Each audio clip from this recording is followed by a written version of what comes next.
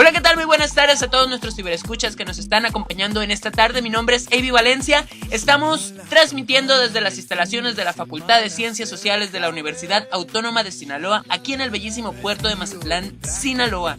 Este es tu mejor programa que lleva por nombre Rumbos Marcados. Y en esta bonita tarde me está acompañando la guapísima Yuri Escalante. ¿Qué onda, Yuri? ¿Cómo estás? Buenas tardes. Buenas tardes a todos nuestros radioescuchas.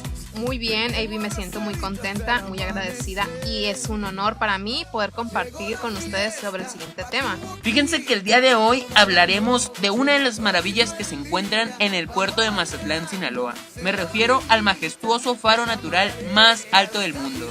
El faro de Mazatlán se encuentra ubicado en la cima del Cerro del Crestón, en el extremo sur de la península de la ciudad de Mazatlán, Sinaloa, México. Tiene la peculiaridad de estar asentado en lo que era antiguamente una isla y tiene una longitud de 641 metros por 321 metros de ancho y una altitud de 157 metros. El hecho de estar sobre una imponente formación natural lo hace ser aún más espectacular. En el año de 1821, la ciudad de Mazatlán recibe por decreto de la Corte de Cádiz su certificación como el primer puerto de altura del Pacífico mexicano, hecho de relevancia que le abre las puertas al comercio internacional. La anterior decisión, aunada al rápido crecimiento de los grandes consorcios mineros y comerciales, trae como consecuencia que el tráfico naviero se intensificara. En esos tiempos era bastante común que cada año llegaran al puerto más de 60 navíos provenientes de Europa y del lejano oriente, cargados con diferentes tipos de mercancías. No obstante que en esa época el puerto de Mazatlán cada día que pasaba tenía más tráfico portuario,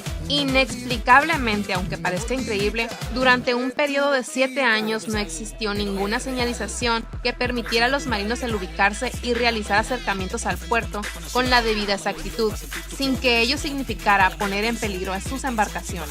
Es en el año de 1828 cuando la isla del Crestón se empieza a utilizar para señalamientos marítimos. Hay crónicas que señalan que en los primeros 70 años las facilidades que existían en la cima del imponente cerro eran muy modestas.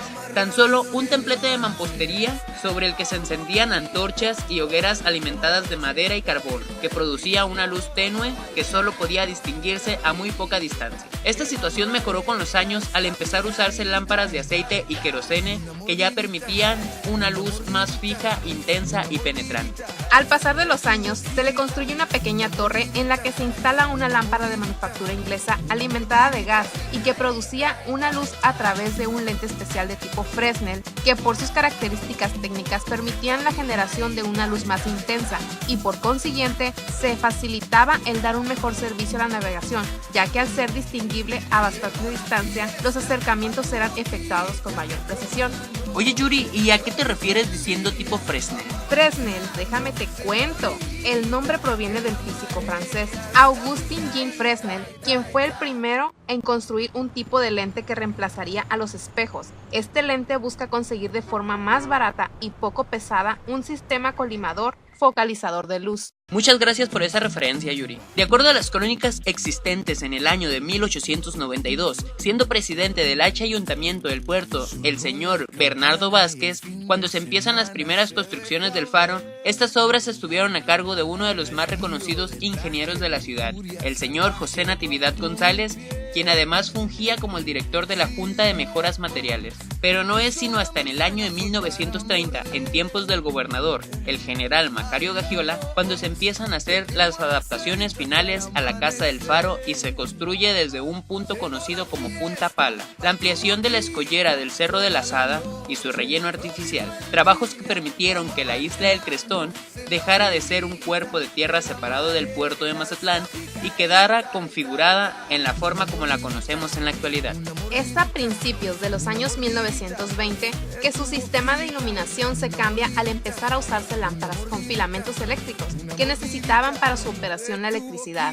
El faro de Mazatlán se asienta en una impresionante formación natural que está conformada por una serie de acantilados y estoicos farallones, y si se observa al cerro en una prudente distancia, nos daremos cuenta que su forma asemeja a la de una pirámide triangular. Sus pendientes son inclinadas y podrás encontrar en su estructura varias cavernas profundas a las que es muy peligroso entrar a causa de las traicioneras corrientes. Referente a estas cavernas, se cuentan interesantes leyendas que nos señalan la posibilidad de que en su interior se encuentren incalculables tesoros que en el siglo XVI dejaron ahí escondidos piratas tan famosos como el sanguinario inglés Thomas Caldrens o Cavendish y el rubio holandés Spielberg, y que eran el insano producto de los despiadados saqueos que estos bucaneros realizaban a los naos de las Filipinas. ¿Qué te parece si vamos a buscar los tesoros? Ahorita te caes saliendo del programa. La verdad no. Está haciendo mucho calor como para salir de la cabina esta tarde. Se me antojaría más bien ir cuando esté un poquito así como nubladón. Oye, pero ¿y qué tal si para ese entonces alguno de nuestros radioescuchas ya se echó la vuelta al faro de Mazatlán a buscar los famosos tesoros? No creo, nosotros sabemos la ubicación. Un mapita acá de esos con una X, 2 pasos a la izquierda, luego a la derecha 3. No les pasaremos la clave, pero es como si estuvieras bailando salsa. Salsa, 1, 2, 2, 1, 2, 2. Fíjate, yo sinceramente he subido muy pocas veces el faro. La última vez que lo subí fue apenas en esta semana, que precisamente lo subí para hacer la investigación de lo que hemos estado hablando el día de hoy. Fui con un compañero del medio del periodismo, que por cierto le mando un gran saludo al señor Rodarte. Muchísimas gracias por haberme acompañado a esta investigación. Ya tenía yo fácil como 10 años sin subir el faro, Bueno, la penúltima vez fue hace 10 años y fui a hacer rapel con amistades de la familia. Wow, qué padre. Sí, la neta fue una experiencia padrísima porque, bueno, hacer rapel y luego en el faro natural más alto del mundo. Pues déjame te regaño públicamente por no haberme invitado. Uy, fue hace mucho tiempo. Creo que estabas en la escuela. Creo que todavía no nacía. Bueno, así lo vamos a poner. Entonces no me regañes públicamente por no haberte invitado. Por lo regular, las veces que has subido al faro, ¿cómo cuánto tiempo te tardas en subirlo? Te mentiría si te dijera un tiempo exacto así, porque la verdad no lo recuerdo. Lo que sí sé es que a pesar de que no tengo muy buena condición, lo subo, primero comienzo como un tipo calentamiento, subo caminando, después empiezo a trotar y al final subo corriendo. Me dispongo, me propongo y lo hago. Para ir al faro te vas a encontrar con centenares de personas que van a visitarlo, tanto para hacer deporte como para ir a ver ese paisaje. Bueno, aparte, ¿no?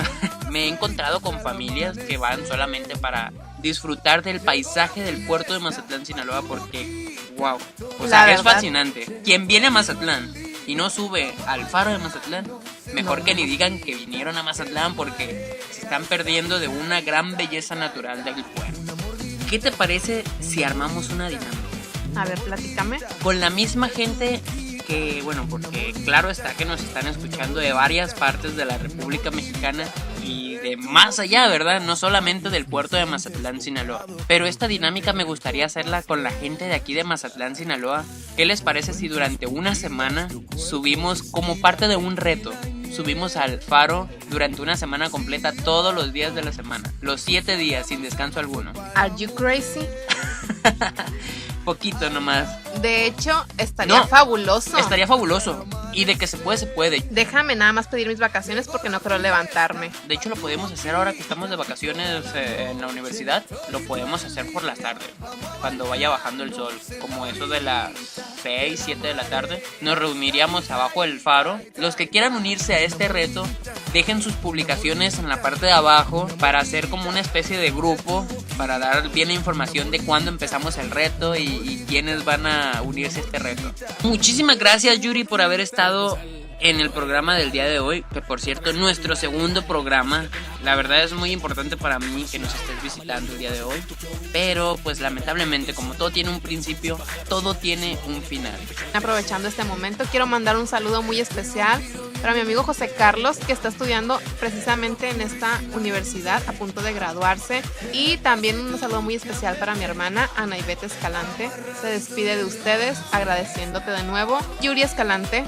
Quiero agradecer a la Universidad Autónoma de Sinaloa por permitirnos lanzar este pequeño espacio para todos ustedes, en especial al director de nuestra Facultad de Ciencias Sociales de la Universidad Autónoma de Sinaloa, el profesor Yoba Camacho Castro, y también muchísimas gracias a la coordinación y el apoyo del profesor Armando Salas. En las redes sociales nos pueden encontrar en Twitter como @rumbosmarcados y en nuestra fans page nos pueden encontrar como Rumbos Marcados. Por mi parte ha sido todo, espero y tengan una excelente tarde. Es viernes y Rumbos Marcados lo sabe. Esta fue la segunda edición de tu programa Rumbos Marcados.